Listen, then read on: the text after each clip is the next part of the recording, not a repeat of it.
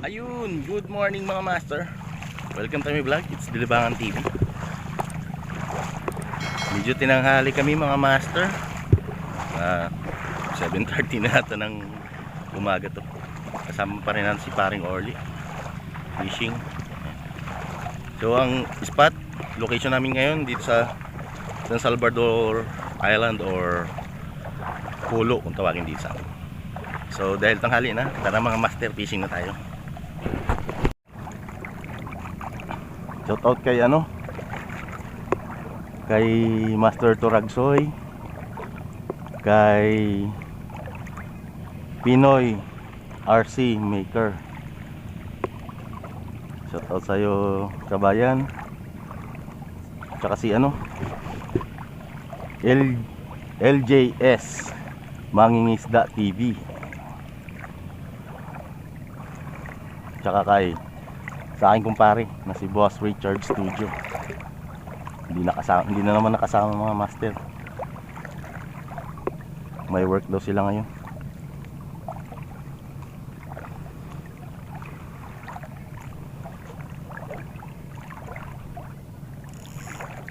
Subok.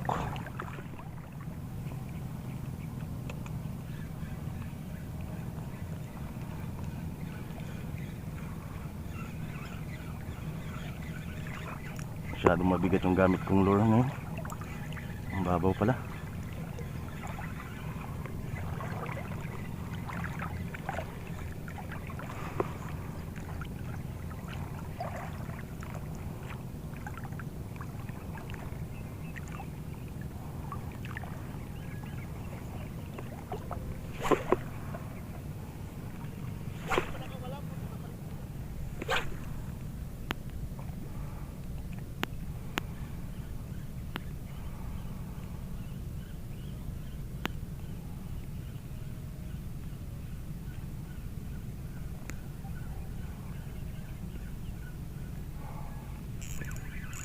Yun, nakadali din.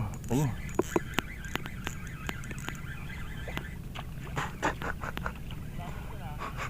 Balibag eh. Ayun, may lapo-lapo na rin. First catch mga master. Ayos ah. Kasi laki na lure mo ah.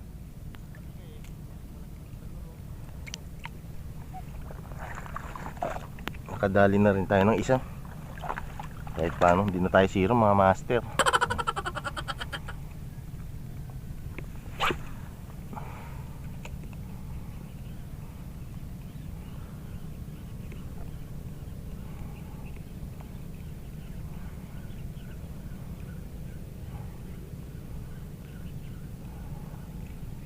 Ayun, fish on mga master.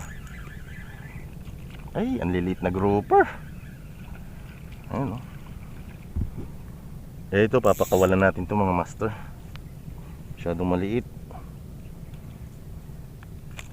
Foul hook siya. Ayun mga master, papakawalan natin to. Dive.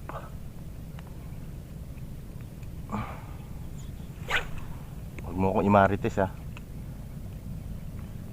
Baka imarites mo ako, nandito ako.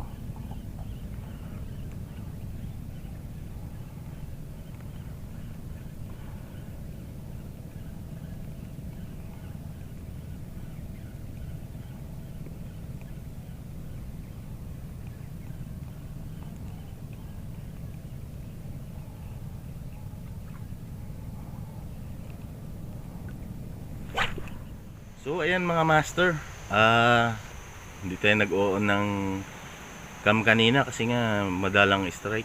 Pero may nadali na tayo mga master. Update ko na lang kay mamaya sa nadali natin. So subukan natin dito sa kabilang spot kung may madali tayo. So tara mga master.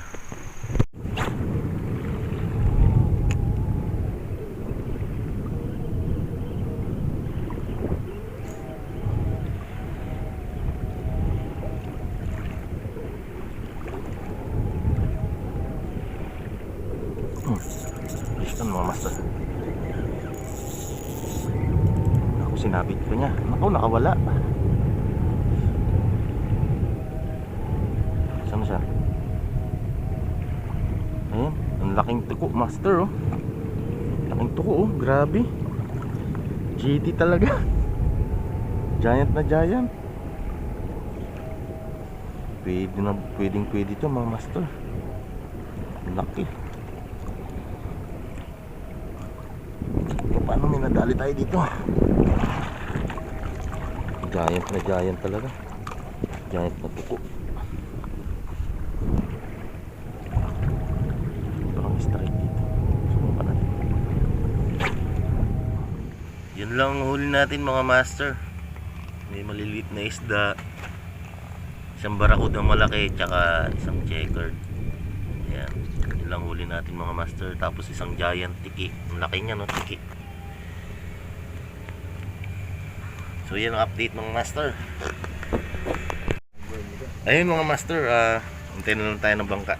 Tapos mamaya uuwi na tayo kapag nandito na sila. So mawat na kami ni paring Orly. Madalang naman kasi ang kagat mga master. So hanggang dito na lang muna. Hanggang sa muli, fish on mga master.